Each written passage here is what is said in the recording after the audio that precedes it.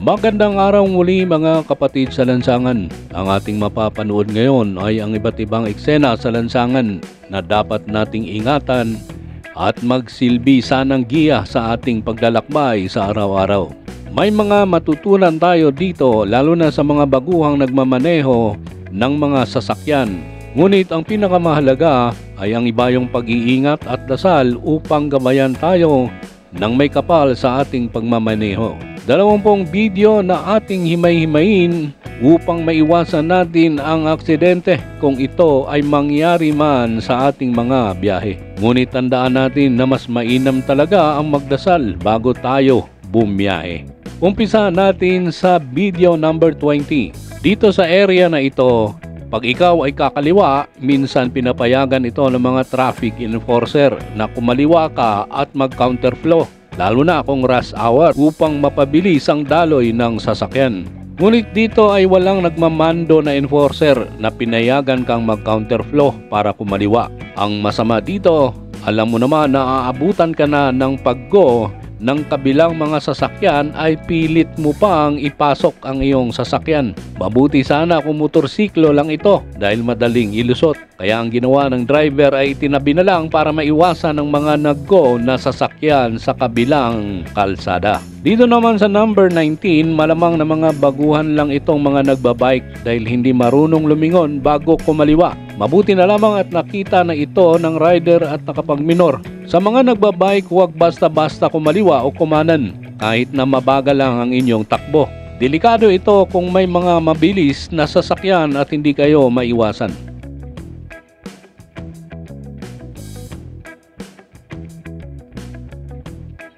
Dito naman sa number 18, mukhang nainip ang nagmamaneho ng kotseng ito.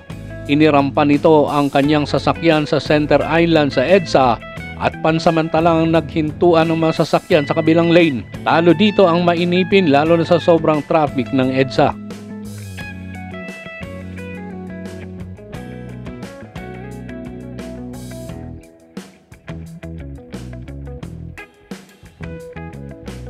Sa kasamaang palad, nai-report na ito sa LTO at naghihintay ng kanyang parusa.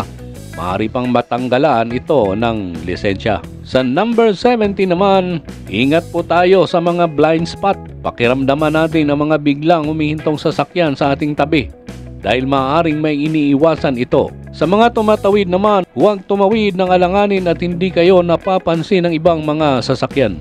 Number 16.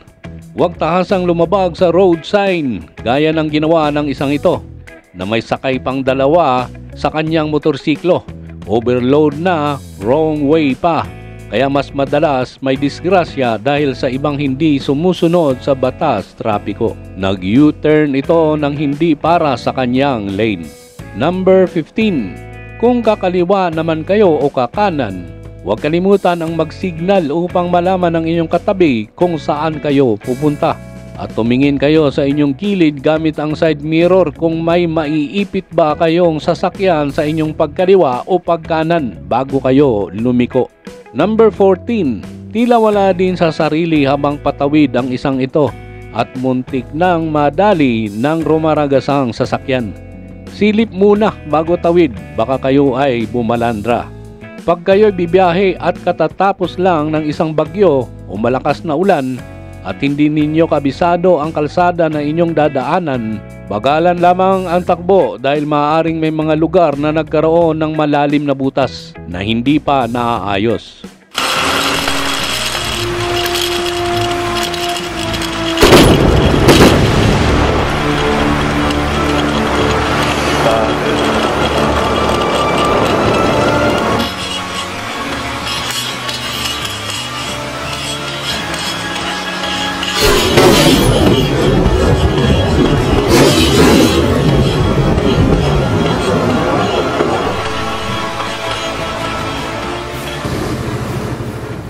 Number 12, counterflow sa bus lane. Matindi rin ang trip ng rider na ito, counterflow talaga. Hindi natin alam kung ano ang kanyang dahilan. Maayos naman ang daloy sa kabilang lane. bakit hindi pa siya doon dumaan sa tamang lane. Number 11, blind spot at tila walang pakialam kung mabangga siya. Dahil sa katamarang umikot gamit ang U-turn, minabuti pang mag-counterflow para mabilis ang kanyang paglipat sa kabilang lane.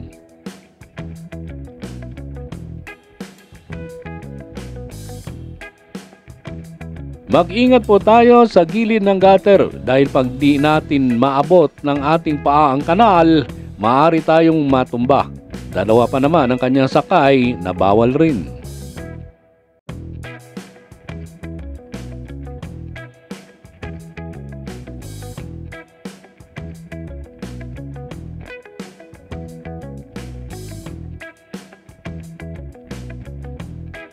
Number 9, ito ay madalas mangyari, tatawid na hindi nakikita ang paparating na sasakyan sa kanan, kaya salpukan ang mangyayari. Bago tumawid, piliting silipin ng mabuti ang blind spot kung clear na ba ito bago pumasok.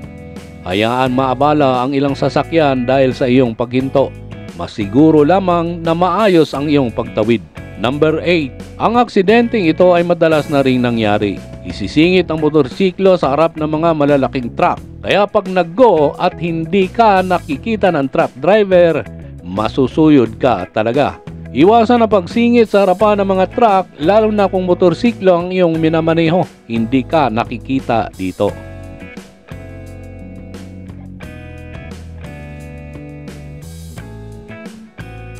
Number 7, pamilyar naman ito sa mga mahilig mag-banking sa Marilake. Marami na ang buhay ang nasawi dito dahil sa mga pasikat na mga rider. Sabi naman ng iba, maligaya daw sila sa kanilang ginagawa kahit aksidente ang kapalit. Number 6, ito naman ay may iniiwasang lubak at biglang nagpreno sabay kabig ng kanyang manubela. Ako mismo ay nabiktima na sa ganitong sitwasyon. Pag nagpreno ka sabay kabig ng manubela, siguradong semplang ka talaga na parang tinibag na puno. Kaya kung biglang preno ka, idiretso mo na lang ang iyong motorsiklo, di bali nang umabot ito sa iyong iniiwasan na mahina na ang impact. Mabuti na lamang at naiwasan siya ng kotse na kanyang katabi, kung hindi masasagasaan ito. Number 5, sa mga kurbada naman, huwag masyadong magdikit-dikit upang hindi kayo sumabit. Huwag masyadong excited sa inyong rides upang maiwasan ang aksidente.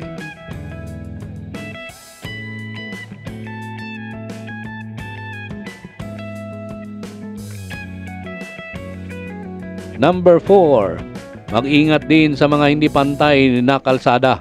Maaaring dumulas ang inyong gulong at mag-outbalance ka gaya ng nangyari sa isa sa aming kasamang rider.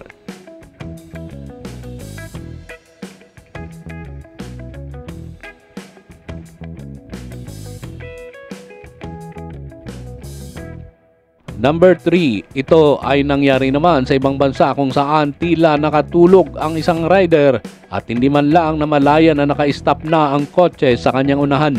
Pakikita mong hindi man lang nakapagpreno kahit bahagya ang rider at sumalpok ito at tumilapon sa ibabaw ng kotse. Number 2, ang kotse naman na ito ay pumasok sa bus lane at nabulaga sa barrier ng bus lane.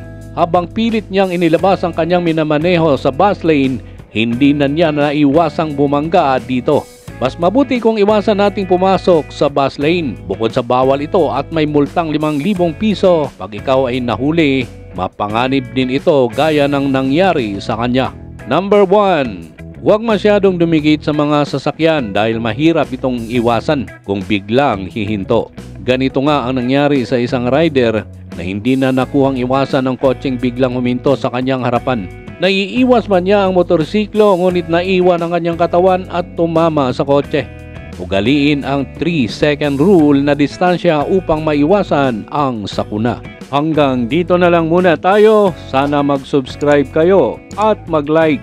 Pakipindot na rin ang notification bell upang hindi kayo mahuhuli sa ating mga bagong videos. Ang channel na ito ay nagbibigay ng mga mahahalagang impormasyon patungkol sa ating mga motorista at iba pang isyong panlansangan. Maraming salamat sa patuloy pa rin ninyong panunood.